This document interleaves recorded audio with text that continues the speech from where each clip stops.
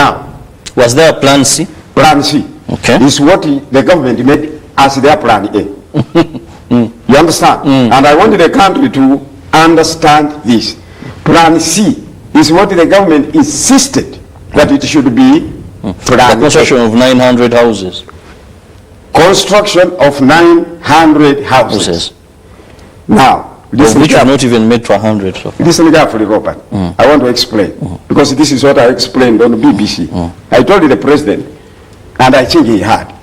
Because he chaired the meeting on Monday, and I said, I think, he said, and you captured it on the BBC. He said, I think we can now explore the other side of compensation. Right?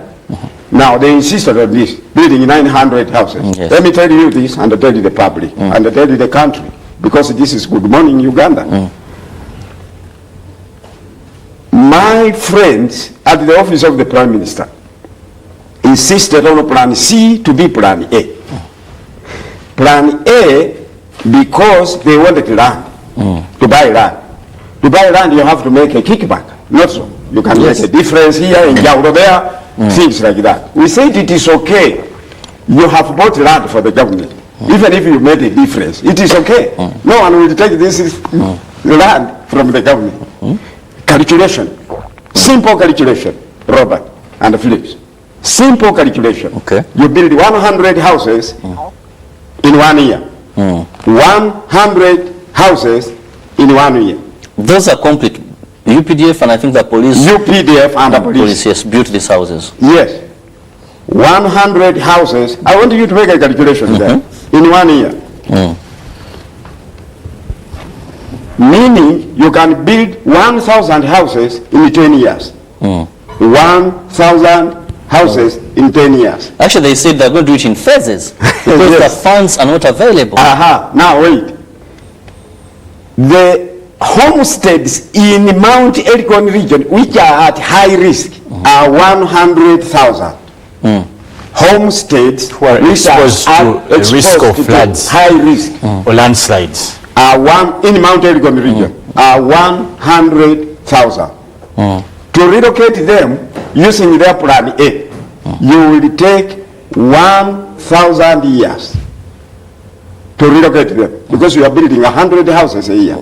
Now, if you use 1,000 years to relocate all of the people in Mount Elgon who are there currently, minus those who will be under risk in the future, you will need 400 presidents of an equivalent of 35 years, like Yoweri Museveni has taken.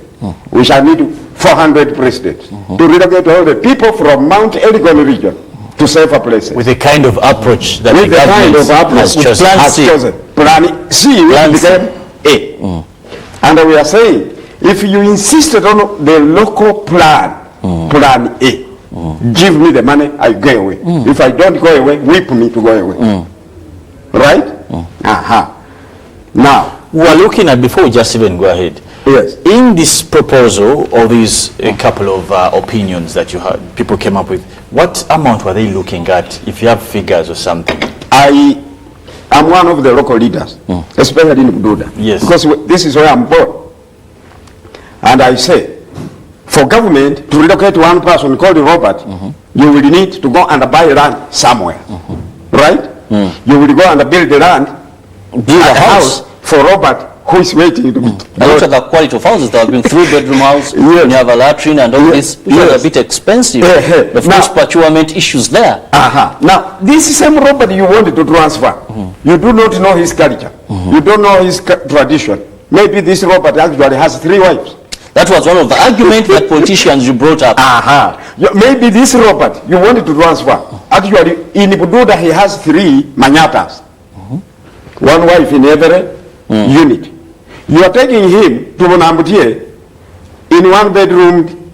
How many bedrooms? There are 3. 3. Yes. One is all of them, somewhere, 2, somewhere. No, it was uniform. Yes. The plan is uniform. 2 bedrooms and a sitting room. Exactly. Meaning that now when you are moved from Bududa or Manafa or Sironko, you will have to be taken to that one house with all the wives and the children. Which wives on the other side were living separately. in order to be in harmony. Now, right? Now, Felix asked a good question, and this is very important to answer. That how much was required? Proposed. Proposed. You remember, in Bulambuli, we are using this as a study case. They used 8 billion to buy about 2,000 acres, 2,800 something. If I came to Robert here and I said, Robert, you know I come from Uganda, can you find me cheap land in Mpigi? You will even find me land of 4 million an acre. Is it not true? It is somewhere. If I go to Buikwe, I will even get an acre of 1.5 million in Buikwe. If I go to Butareja, I will find an acre of 1 million or less. Now, if you are given money, for example, equivalent of a house in Bunambute minus land, that is 50 million shillings. Someone will shift on his own. Have you understood? Definitely. Yes. If you give a person any manner for do that was wrong, 50 million shillings minus your land, don't give him land. Let him go. Give him only a period of grace of 6 months. Go and prepare temporary shelter for your family. In 6 months, you are not here. Right? Then you will build another magnificent house later. Someone will go to Tororo. I want to give you an example. I have relatives in Tororo. And I asked one on phone for purposes of this interview. I said, can I get land in Tororo of 1 million an acre? He said, even less. Even less. Someone even told me, but why do you want to buy land? Come to Tororo, I give you land. Because me, I have a lot of land. You understand? Now, if someone in Sirongo can go to Tororo, and the relative gives him an acre to build temporary land, with his 50 million on a bank account, he will buy additional land there. Yes. He will build a house at his own speed. And he will build a house equivalent to his family.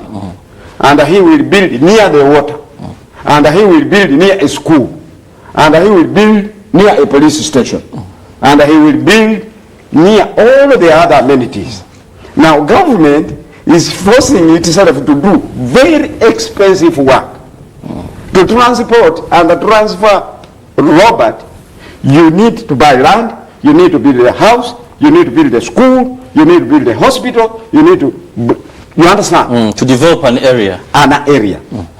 And then forget about them, like they did in Kriandong. Oh, we have given people toilets, or we have given people a hospital, or we have given people a school, so they forget about these strangers in the area. No one goes there to monitor how harmonious they are living, what challenges they are finding. Now, if a person relocates himself, he will relocate to a place he has determined that this place is a good place. I came here for my condition. And the blame will not go back to government. No. But let me ask a question. Yes, brother. Yes, brother. There's a problem. All we have talked about is government. The government has issues. The government did do this. The government. Yes. You are elders in these regions. Yes. I must say. You are elders, and you and your colleagues. You have lived in Bududa. You were born there. You have grown up there. Yes. You survived all these, even in the midst that were happening. What has been your role in aiding the region as elders? Because one, people settle in danger areas. Yes. When they know, when you are seeing them. Yes. People carry out farming in these areas on the slopes, weakening the soil and all these kind of things. When you people are seeing, the government has a role to play, but don't you think you elders, I don't know if you have heads, culture heads, you can inform us about that. Where are you? What is your role? Government has a role, fine, you have seen that. But you people, the elders, who have been exposed, the elites, what have you done for the region? Very good question. Felix, wonderful question. You prepared well. We have done a lot of things. Number one, we have told the people move. Because, you see, we have been judged very negatively by the rest of the world. At one time, even this year, someone was saying, actually, minister, we don't want to mention him. A minister went to Mbale, came back In Mbale, he called a press conference and said, oh, you see, these people are not willing to move. Right? Actually, that has been said many times. Yes.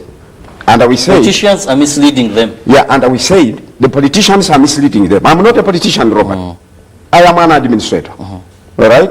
I'm an administrator. I'm a hotelier by training. And the president gave me a job just for, maybe he wanted to please people in Bugishu. Or maybe he wanted to please me. But me, I'm an admin. So the point is, Felix asks a good question.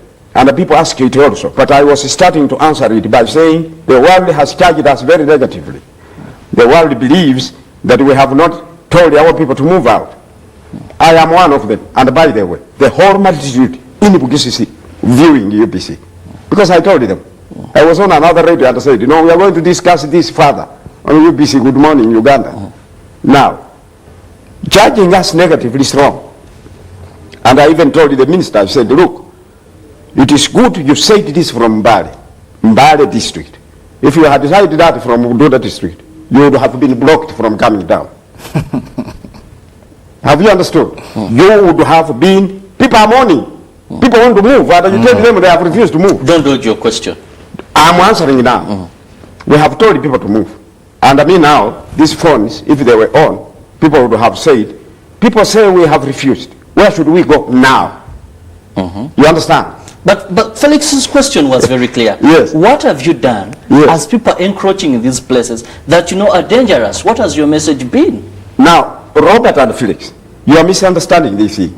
People have not encroached on these things. People have expanded. People living in this area. The population is expanded. The population expanded. It is not called encroachment, according to them. According to them, it is digging. These are ordinary people, Robert. They are not you. They are not me. They are cultivating. Yes, they go extending. They go growing crops. The person who had one wife now has a child. Then there are 2 children. Then there are 3. The food that he was growing in 1 acre becomes insufficient.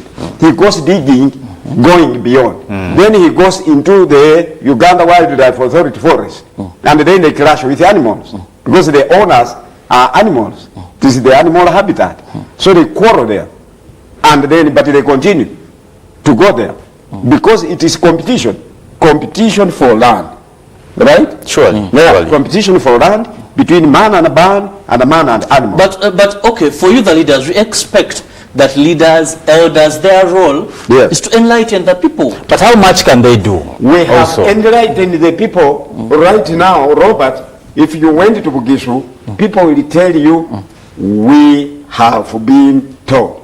And they have even abandoned some of the evil cultures. They have abandoned the traditions of saying, we want to stay where they buried our ancestors. But so personally myself, I went and asked them.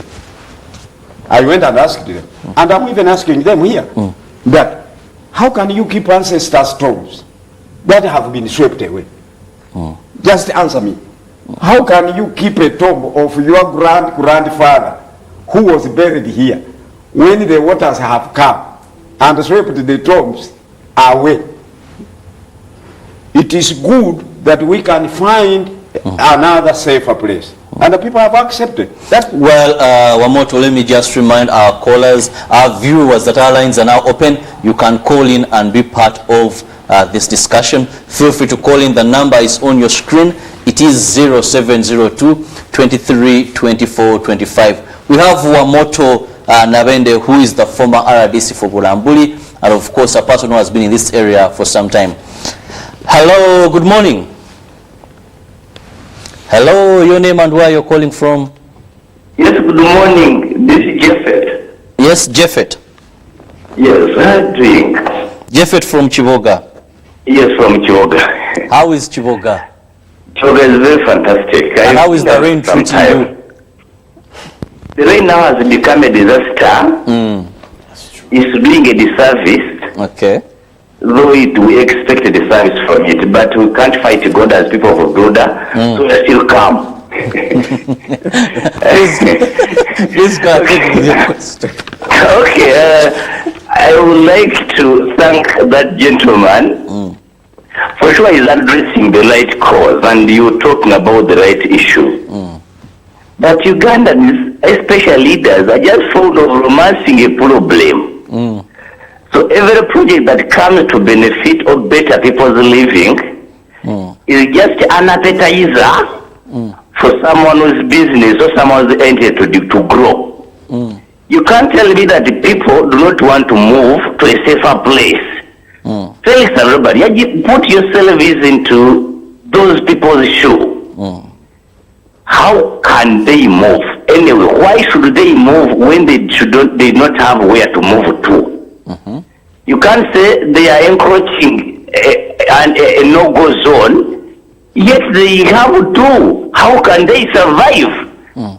Felix, even if they put a coin into fire, and your survival depends on that coin, even if you put UPDF to stop somebody from going, we'll fight UPDF to pick that coin for survival. So here we need a commitment, we need parents, not these leaders who are just politicians. We need parents who are just sympathetic to the people. Where did that heart go? That's very true. Imagine now you wake up in the morning and hear that man has been shot, the plot is very small. Felix, we are just disappointed. Good morning, Uganda. Thank you. Good morning, Japheth. Thank you so much for always tuning in, watching and contributing. Really appreciate and hope the people of Chiboga are fine and they are not fighting God to avert such situations. He talks about people will do whatever it takes if that's where their life will. Okay. Hello, good morning. Hello. Hello, your name and where you're calling from? This is Livingston. Yes, Livingston, District Councillor Kagadi. Yeah, this is Livingston. This is Councillor calling in from Kagadi. I want to thank you, Felix and Robert, as the former RDC, for pointing out important issues. But Felix and Robert, I must say, we go to government officials in the Ministry of Disaster Preparedness who have made this a business, year in, year out. Because now when you look at the disaster preparedness, you're supposed to prepare for disaster. But when you came out to ask the ministry what they do to prepare for that disaster, it's totally not there. You're supposed to prepare for disaster, but then you see them coming out when disaster has happened. So that's you're talking, this is a minister for disaster preparedness, or it's just a minister that comes after a disaster has happened. And then it's supposed to prepare for disaster. Mr. Robert, if you look at the amount of money these people put in relocating, in building houses, you even get shocked if you ask them how much money, how much does it cost to build that house to relocate people? Because I've just watched on TV people say that we wait for these people to come and relocate us, they couldn't. Because now the minister will come out and say there is no money. But in actual fact, when you go back to how much money these people put on each and every house to relocate people, it is a price will be overwhelming. So people are making this as a project instead of making sure that people are relocated, people are given safer places. Let me too. These continuous evictions of people on their land, this will also continue causing pressure either wetlands or even mountains. Because you cannot evict 200 people, 300 people, 400 people. They have nowhere to go. People have to encroach in those mountainous areas. People have to encroach in wetlands, which will cause harm. Then lastly, the former talk about the issue of Nyoro, where I come from, that people are compensated and forced to go away. Because now when you look at government is not putting effort. For example, it's not the effort is put in Europe for people to move away where there is oil. It's not the effort they will put in Uganda, because now they know you will do that. There is certainly nothing they are going to benefit. But then when it comes to oil, they know that there is oil. They will have to put in each and everything, even if it is compensate people 100 million, 200 million per household. The government will do it because they know there is wealth down there. But then for the case of Uganda, the government will not put in so much effort to relocate people. So it will will be Thank so you difficult. so I much, want to thank you. Livingston from Kagadi, for calling in. Of course, that comparison, Bunyoro, why maybe government moved so fast. And when we talk about people making this business, now, if we finally settle this problem, you see, let me pick another caller. Yes, hello, good morning. Hello? Yes, caller, please give me your name and where you're calling from. Give me your name and where you're calling from. Okay. You see, very interestingly, Plan C that was made A makes this a continuous problem. Yes. Plan A makes it a project that will come and end. Yes. And now, where do we continuously harvest? Well, I'm still waiting for callers. Please, you can call in and, of course, just give me your name, move away from your TV set, and we'll be able to get you. Hello, good morning. Hello. Please move away from your TV set. Hello. Hello. Yes, please. Please give me your name and where you're calling from.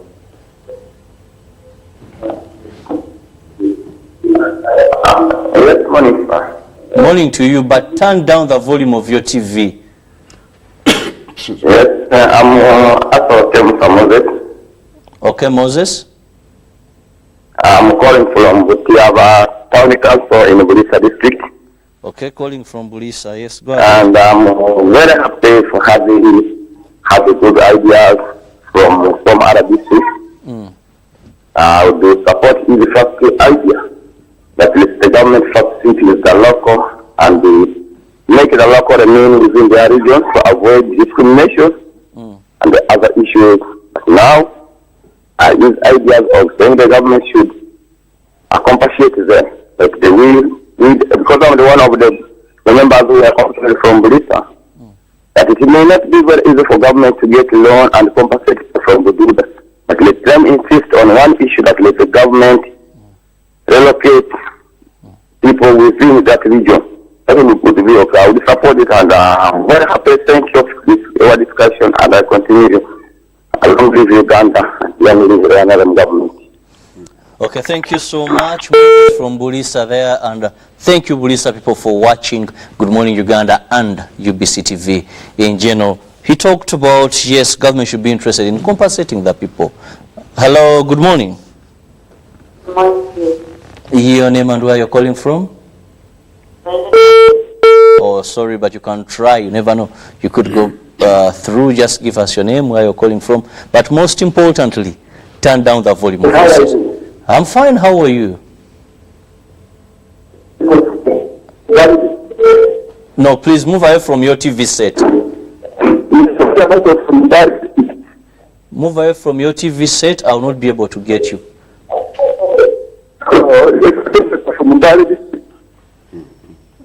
We can't get you. Okay. Go ahead. Michael from Mbale. I also support that thing of compensating the people looking the money good. Go out. Because we are buying government land, the owner of the land will start coming to reflect the amount of money we are paying. They can buy that people, the money will be less. So even 1 million you can buy 2 acres. But if you apply that, the government you pay that million. Point number 2, the person who is going to build in their house. So those people who are trying to build their house, they say government officials, they say government. Okay, Michael from Mbale, you talked about corruption in this issue, that we should do all aspects to ensure that we limit corruption. Yes, I'll be picking one caller, then I'll respond to the RDC. We'll get back from RDC to respond to the calls. Okay. Yes. Hello, good morning. Hello. Hello, this is Nicholas calling from Serere. Yes, caller from Serere. Nicholas. Nicholas. Contribution. Okay. Sorry, we lost Nicholas from Serere, but Nicholas, you can try and call in. Never know, we could be able to get your views on this topic. Could be able to get your views. Hello, good morning. Morning. Good morning to you. Hello. Your name and where you're calling from? I am a service from the Yes, Butaleja. Butaleja. Yes, I didn't know the program. The one that I'm first getting that money there with the former addition. Yes, and now my issue is the government says it cannot benefit from the border because it has got nothing to benefit from it after compensating them. But when they compensate them and leave that land still can be used in agricultural forms. The government has got money. Let the people shift. Then they can plant something there. They can use it for agricultural forms. We need food. People are dying every day.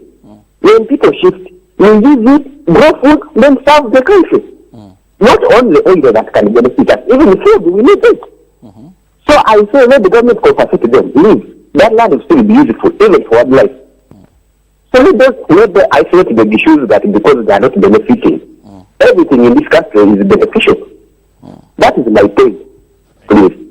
Thank you so much, from Bududa. I now close calls at that, and I'll be going to the RDC to respond to some of these issues. Let's begin with Japheth from former RDC. Former RDC, yes. No, but it doesn't matter. What's RDC? No, someone can say man is impersonating, you know. Okay, yes. Yeah, you see. No, we are used to referring to you as RDC within our community here, but former RDC Bulambuli. Yeah, thank you. Yes. Robert, there are many things that we can do and do them very well and very cheaply. And you have heard that people... Like Japheth, when you look at Japheth from Chiboga, he said the issue, we are not addressing the issue. People don't want to address issues. They just want to romance them and then get personal benefits. We have politicians that are money thirsty. Yes. Do you agree with that? Yeah, true. Because you see, when one time I wrote a very secret brief to the president through some contact I have in security matters. And I told him, the land you are buying in Unamti is actually our land. It's wetland. People have fronted people there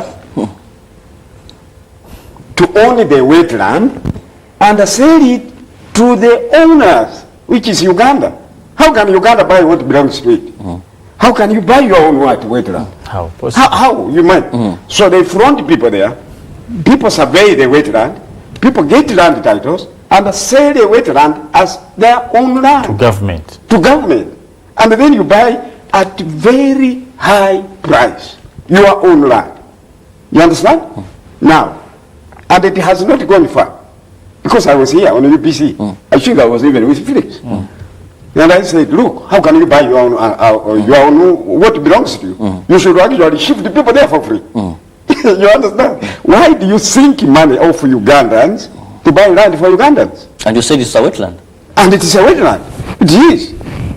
Robert. Not habitable. It is not habitable. That is why a friend who said, oh, you see, we are trying as much as possible not to fight God. For us, we want to fight God, even by buying our own wetland. And even before we relocate all the people, the same places, people are swimming now in the water. Where they are relocating them. So, let me say this, Robert, on a very low note, romancing, as a friend said, politicians are not more than us. We ordinary people are more. Definitely. Yeah, we are more. You find a politician in one constituency, how many are there? It's one MP. Then you find one chairman in a district and a few councillors. We are the majority. So when we speak and tell the people, look, an MP will come and bury you and make a speech and go away. It's nothing goes on. It's finished. So when we tell you move, you move. Don't look at the MP. If the MP comes here and tells you, oh, you see, you're my fault, please wait, the rains are going to end, tell the MP that... Do dead bodies vote? Do the dead bodies vote? Are those who died in 2010 coming to vote for you? Actually, you can win a chair, a political chair, even by one vote. Not so. Yes. If 1,000 people remained in Bududa, A winner can get 500 and a loser gets 490. So why do you want all the people? Get those who are safe, and then those who are not safe, let them shift. Let them shift. They will go to Kiboga and vote a person in Kiboga. They will vote an MP in Kiboga because their interests will have shifted. But the person in Kiboga will be the one to represent their interests in parliament. Not so. We don't need to vote for you in Bududa, in Bulambuli, because we are no longer there. Our interests are in Bunyoro if I shift to Bunyoro. For example, I vote from Jinja. I vote from Jinja because this is where I have lived all along. All right? But when I go to Bududa, I also tell my MP, this is what your people are saying. The people who voted for. Let me just ask you a question. Yes, Let's imagine, yes, Mr. Mzee, if you met the president yes, right now about the issues of Bududa, yes, and you had to speak to him about what's going on and how he could help the people in Bududa. yes. Honestly speaking, the people of Bududa have suffered, yet they shouldn't. It's not necessary. What would you tell him to do for the people in Bududa? Felix, thank you. Just frame the question like this. You are meeting the president here. And he's listening. He's watching. So this is what I'm telling him. Give me a full camera and let me tell the president. The people simply want you because you know Bugisu well. Mr. President, you went to Luwero, you called Luwero as maker of NRM, but Bugisu is the Jerusalem of Fronasa. You started your front when you were young, and this was in Bugisu. Actually, the president knows Bugisu more than me. Robert, I want to tell you that. The president knows Bugisu region more than I do. He knows even some villages which I don't. He knows some old people's homesteads. So I'm telling him, the people of Bugisu want just sufficient for them to move.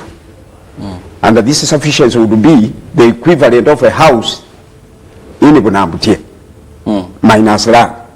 Just the equivalent of a house. They don't need water where they will go. They will find water there where they are going to shift. They will not need special schools. They will shift to areas where there are schools. So if the people of Bududa, Bulambuli, Manafa, by the way, Felix, even Bulambuli, there are people who need to be relocated. You see, it is a funny thing. In Bulambuli, where they want to take the people of Bududa and Manafa, they also want to be relocated. I told you one family lost 11 people in one day. Now, so I'm telling the president, people just want to shift. And the people want to shift on their own accord. And the people want to shift to areas of their own choice. And these areas are there. And these areas are in plenty. Number two, the people of Bududa who do not want to shift very far, want to go to the proposed urbanized centers that you yourself sanctioned. You sanctioned a committee headed by General Moses Ali, who is still alive. When was this? This was in 2012. 2012. And I was part of the suggestions. The president, Mr. President, you sanctioned a committee. You gave the committee facilitation. The committee went around the Bugisu region and the Sebei. They collected ideas and brought them to you. And then made recommendations. So the people of this area called Bugisu or Elgon region just want, those who do not want to go far, they want to be in the urbanized centers that were proposed. And those centers are named, they are known by name, they are safe, they are proposals of the locals themselves. Well, former RDC Bulambuli, that is Nabende Wamoto, we just want to thank you so much for making time and giving us that very information. Very important for Ugandans. It has answered so many questions. That was, of course, a committee that was set up, and some of the findings, Plan A, Plan B, Plan C. And where we also want to thank our callers, Japheth from Chiboga, Livingstone from Kagadi, Moses Bulisa, Michael Mbale, Nicholas who didn't go through, and a gentleman from Mutaleja. Thank you so much for being part of the show. Thank you for the efforts for calling. And those who did not go through, really appreciate your efforts and always taking time to wake up with us in Good Morning Uganda. We shall now have the quote of the day, and Ruben will come up with a word of sports. Good morning and stay on UBC TV. We have the best for you.